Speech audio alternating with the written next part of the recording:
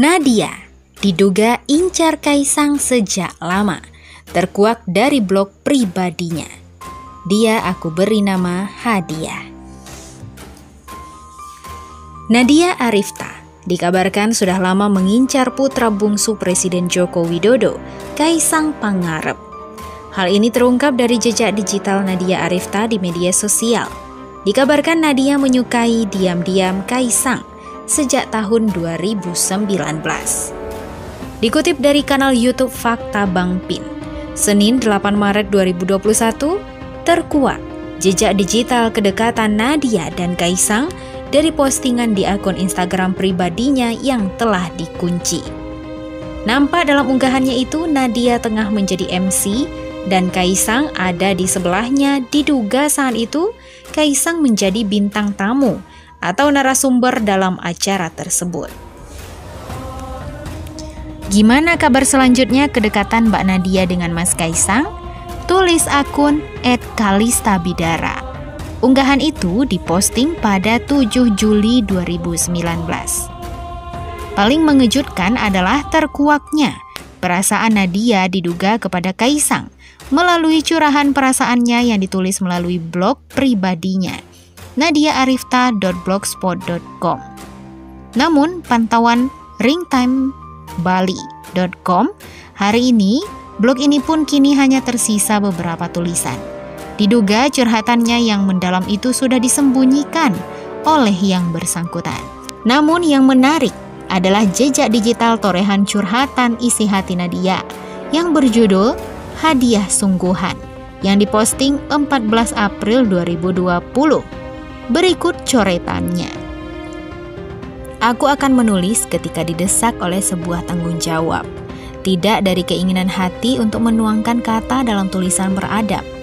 Harapan yang kupegang selama ini semoga tidak sirna untuk berujung ke Arab. Tepat pukul 17.48, otakku memberikan sinyal yang seirama dengan hati. Sebelumnya aku sangat bingung, harus aku tulis apa pada blogku kali ini.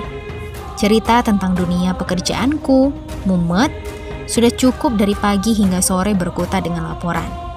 Cerita tentang keseharian, bosan, tidak ada yang spesial saat menikmati karantina dalam masa pandemi ini ketika jauh dan sangat jauh dari keluarga. Namun, sepintas aku terpikir untuk menulis sesuatu. Bahkan sebelum ditulis pun aku menahan derai air mata. Ya, aku ingin bercerita tentang pertemuanku dengan sosok yang aku sebut Hadiah. Sosok pria yang tidak pernah aku sangka kehadirannya. Di saat aku terpuruk akan kasih sayang lawan jenis, kami bertemu pada November 2019 lalu. Di salah satu coffee shop populer di Bilangan, Jakarta Pusat. Sebelumnya aku sudah mengenal dia lewat imajinasi. Ya, aku mengenal dia dari seseorang rekan kerja yang juga sahabatnya dan selalu menceritakan hal baik tentang Hadiah padaku. Kekaguman sosok sahabat kepada sahabatnya inilah yang membuat aku selalu bertanya-tanya dalam hati, apakah aku bisa berjumpa dengan Hadiah? Apakah aku pantas untuk berkenalan dengan dia? Selama 1 bulan aku mendengar cerita tentang Hadiah. Tidak ada sinyal yang kutangkap untuk bisa berkenalan tanpa bayang-bayang imajinasiku. Hingga sore ini sebagai saksi pertemuan pertamaku dengan dia. Pertemuan itu sebenarnya memang tidak disengaja. Berawal dari ajakan Hadiah kepada sang sahabat untuk meeting kolaborasi antara perusahaan tempat kami masing-masing bekerja. Hari itu aku senangnya bukan main. Bisa melihat secara langsung sosok yang membuat aku kagum. Padahal belum kenal dan bertemu. Ternyata Hadiah sangat sesuai dengan berbagai ekspektasiku selama ini. Ya, dia sosok pria humble, nice guy, berkarisma dan sepertinya penyayang. Singkat cerita, akhir pertemuanku, aku memberikan dia kartu nama sebagai jalan dia dapat menghubungiku nanti. Dan benar, dia menghubungiku. Dia mengirim pesan, namun dengan sapaan, "Hai Nat, aku Hadiah, terkait ajuan kerjasama kemarin ditunggu konfirmasinya ya." Kalimat yang menandakan dia mengirim pesan untuk kepentingan. Saat itu aku juga sadar diri, karena selama ini dari puluhan partner eksternal yang ditangani boro-boro jalin komunikasi pribadi. Bales chat perihal kerjaan aja butuh waktu minimal 5 jam untuk dapat jawaban. Tapi kali ini berbeda ternyata. Obrolan kita berlanjut sampai ke ranah pribadi. Ngerasain banget butterfly in my stomach tiap chatting sama dia. Berasa kayak anak SMP yang baru kasmaran. Gemes deh pokoknya. Berganti hari, tidak melewatkan waktu untuk saling berbalas pesan. Hingga ada akhirnya hadiah membantu aku dan timku menjadi gitaris dalam kegiatan bakti sosial perusahaan tempatku bekerja. Untuk pertama kalinya aku ditonton ketika sedang MC oleh sosok yang aku mulai kagumi. Awalnya aku takut ia akan ilfil dengan sikapku di atas panggung. Ternyata tidak berlaku buat dia. Dia malah bilang, "Lo MC paling keren yang pernah gue lihat." Aku terharu banget kala itu. Aku senang banget dipuji sama dia.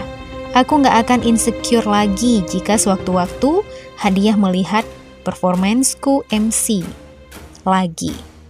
Akhirnya aku diajak jalan sama dia, dan aku menganggap itu adalah kencan pertama kami. Dia tidak membawa kendaraan pribadi. Dia menjemputku dengan menggunakan gokar. Kami menuju stasiun MRT HI dengan tujuan Blok M. Pengalaman pertama kencan dengan pria menggunakan transportasi umum, dan ke Blok M pun aku belum pernah. Aku diajak berkeliling ke tempat favoritnya dan berharap ini akan jadi tempat favoritku juga. Di awal perjalanan dia mengajakku ke tempat minuman boba favoritnya. Jujur aku belum pernah minum boba, karena dialah aku sangat terkesan dengan Kokumi boba kesukaan dia. Lalu aku diajak ke Blok M. Blok M Space lanjut ke Filosofi Kopi dan ditutup makan malam bersama di Kasiwa. Please, ini juga pertama kali. Hari yang sangat menyenangkan yang pernah aku rasakan selama 1,5 tahun di Jakarta. Dengan orang asing yang baru 1 bulan aku kenal. Setelah kencan pertama, kami semakin intens memberi kabar dan berbagi cerita melalui chat. Dan selama 4 bulan lamanya kami selalu meluangkan waktu untuk bertemu minimal 1 kali dalam seminggu. Untungnya kami memiliki hobi serupa, yakni lari pada malam hari. Selama 4 bulan ini, hari yang paling aku suka adalah hari Sabtu. Karena pada hari itu kami tidak selayaknya anak muda di luaran sana yang menghabiskan waktu di restoran atau kafe. Tapi kami memilih lari bersama. Dan lagi-lagi ini pengalaman pertamaku lari di GBK dan bersama dia. Ia selalu mengajakku ke tempat yang baru pertama kali aku pijak, dan itu membuatku sangat terkesan, hingga senyum-senyum sendiri ketika pulang ke rumah. Tapi pada suatu malam hubunganku dan dia tidak seintens dulu. Aku paham, kita sama-sama mandiri, dan bisa dikatakan memiliki porsi kesibukan yang cukup sama. Aku tidak dihubungi selama 10 hari oleh dia. Aku khawatir, tapi aku yakin dia sedang mengurusi hal besar, sehingga lupa dengan sekitar. Dan pada hari ke-10, tepatnya 23 Maret 2020, ada notifikasi yang masuk untuk pertama kalinya. Aku seneng banget ternyata dia masih ingat aku. Untuk pertama kalinya aku bilang kangen sama pria. Dan dia kaget, katanya dia juga merasakan hal yang sama. Entahlah, 2 hari berlalu, setelah kita jalin komunikasi kembali, dia menghilang lagi. Hingga hari ini. Aku tahu dia adalah pria yang pekerja keras, tidak bisa terdistraksi dengan HP ketika sedang bekerja, apalagi keluar kota. Aku yakin saat ini dia tidak sedang di Jakarta, dia sedang di suatu tempat yang mungkin tidak terjamah oleh teman-temannya, termasuk aku. Pandemi berubah segalanya, menjauhkan kami yang sedang mencoba mengenal satu sama lain. Apakah kita akan berhubungan lagi? Kita emang tidak pernah menyatakan perasaan sayangnya. Aku tidak tahu apakah ini perasaan suka hingga ingin memiliki kepada lawan jenis.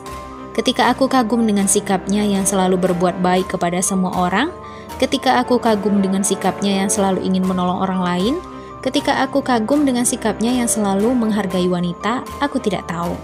Yang aku tahu, kamu bukan pria yang mudah mengacuhkan perempuan sepertiku. Aku harap kamu baik-baik saja dan akan kembali bersamaku suatu hari nanti. Sehat selalu hadiah ya. terima kasih sudah mengenalku dengan tempat baru, teman baru. Aku namakan kamu hadiah karena kamu hadiah sesungguhnya buat aku. Sampai jumpa, tepat di hari ulang tahunku 3 Agustus. Tulisan ini boleh kamu baca kalau kamu berjodoh denganku. Salam dari aku menunggu kamu.